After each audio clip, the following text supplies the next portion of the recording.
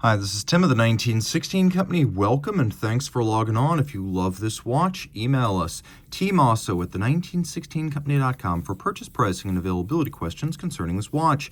Today, we concern ourselves with one of my favorite Rolex watches to present.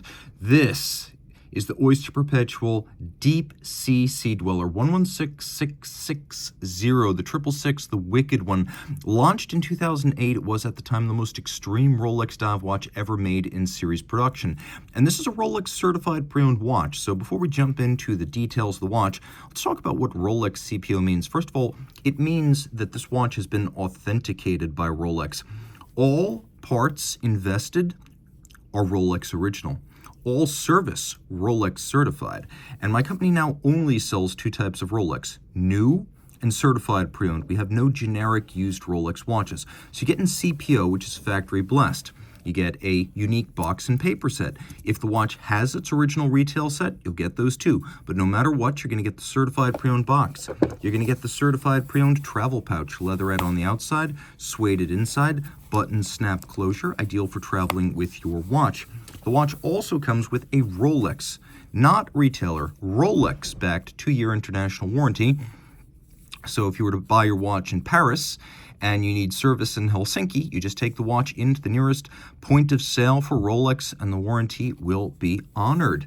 The timepiece also comes with a little leatherette wallet and then a card that describes the terms and conditions of the warranty in greater detail. Finally, there's a little manual with an explainer on Rolex CPO, information about Rolex itself, care, feeding, and use, where those after-sales service locations can be found, and some info about Rolex.com. Of course, the watch also features a nifty Rolex Certified Pre-Owned hang tag with a holographic insert. So Rolex CPO offers quite a lot of value. And the timepiece we have right here represents a turnkey point of entry into extreme diving.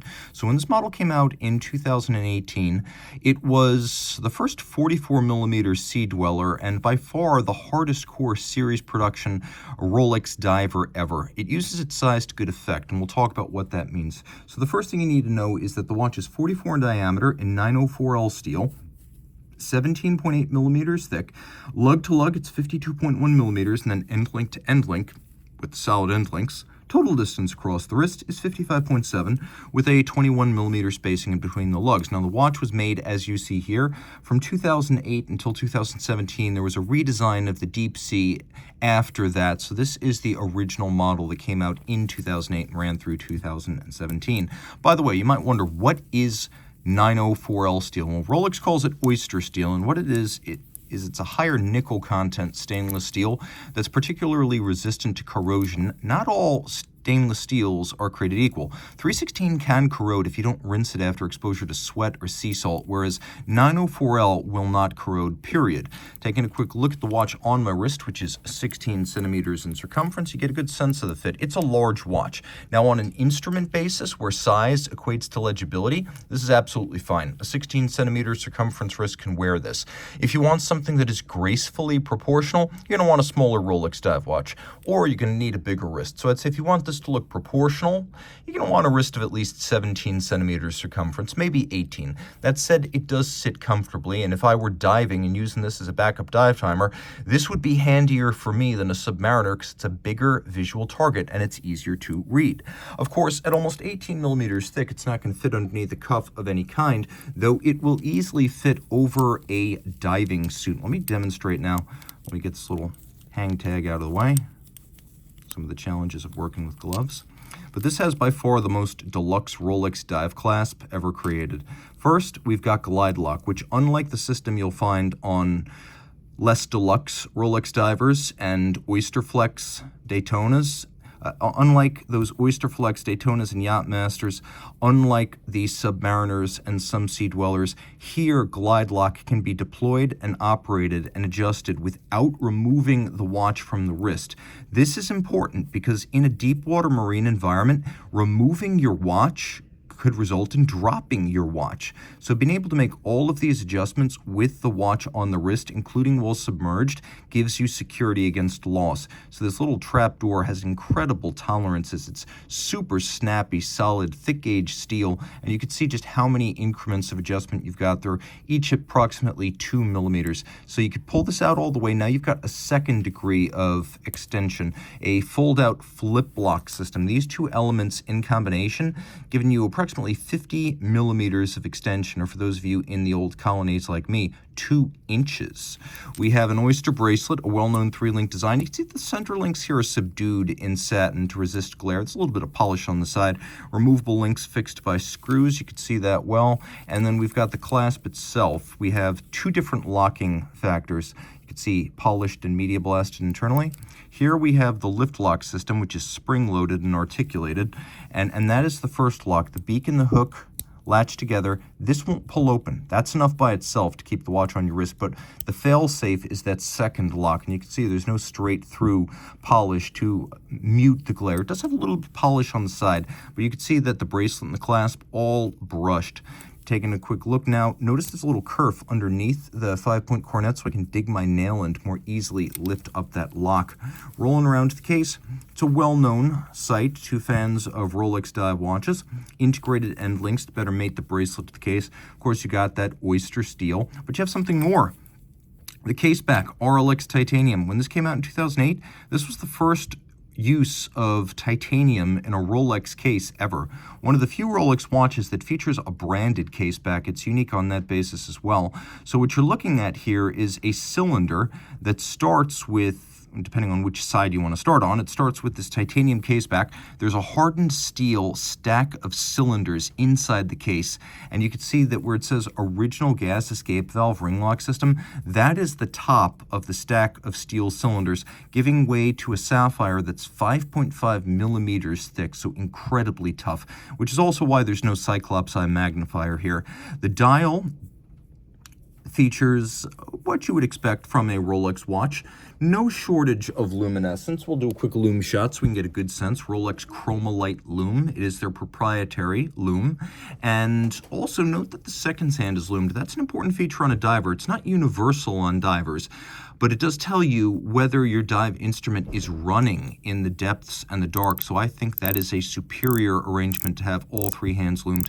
Now there's a bezel pearl, which, considering Rolex's extraordinary attention to detail, has a sapphire cap. So the bezel pearl is actually sapphire protected. Line it up with the minute hand. Now you have an impromptu 0 to 60 minute count-up timer. And I often find that dive bezels are more convenient, easier to read, and certainly don't have the downstream service costs of a chronograph. Give me a diver over a chronograph any day of the week. By the way, this is a dusk till dawn type lume. It is legible for a full 10 to 12 hours, meaning you will not need to recharge it. It will automatically go the distance through the night. Coming back here, the dial features all gold hardware, hands and indices, so they will never tarnish or oxidize. Part of the ISO 6425 for a dive watch entails every individual unit that leaves the production line being tested to 125% of the dial or case or manufacturer rated depth. So though you see 3900, this was actually tested to 25% greater depth than that as a fail-safe. The bezel has an incredibly crisp glide. Now it's a combination of refinement but also a sharp detent with 120 clicks that can be placed precisely. It has a scratch-resistant Cerachrome ceramic insert, and all the characters, the indices, and the numerals are platinum deposits, so they won't discolor or fade with time. Taking a look at the crown, yeah, it's a trip lock and it's a tough one. So the watch is immensely water resistant. Inside it has the heart of a submariner. So same movement you would have seen in the subs and other sea dwellers and yacht masters from this period and Datejust. The 3135 bidirectional automatic winding, 48-hour power reserve, 4 Hz beat rate, 31 joules, quick set date, hacking seconds, full balance bridge, and a free sprung balance for toughness and shock resistance, and then an overcoil hairspring so that in any physical position it will keep consistent time. This watch that you see right here is a G serial number, so approximately 2010. and it would have had a niobium zirconium hairspring that is blue oxidized, Rolex calls that parachrome blue, to give it an immense amount of anti-magnetic resilience. The timepiece is very tough all around. Definitely overbuilt for daily use. It has another element that a lot of folks probably will never use, which is a helium escape valve. Now, this is here for saturation divers. So if you are a saturation diver and you're down for hours, days, or even weeks during a dive, you may be in an exotic gas environment. So you're going to have that one big decompression at the end of the dive. Well, gas needs to evacuate your bloodstream, but it also needs to evacuate your watch, as helium can get into the watch. It's a small molecule. And then when you decompress, the internal pressure starts building in a normal watch because the helium can't get out fast enough. So when the interior pressure exceeds exterior by approximately 2 to 3 bar, this little valve is going to open, evacuate the helium, and happily it will prevent the blowout of your seals and your crystals, keeping your hardcore dive watch intact.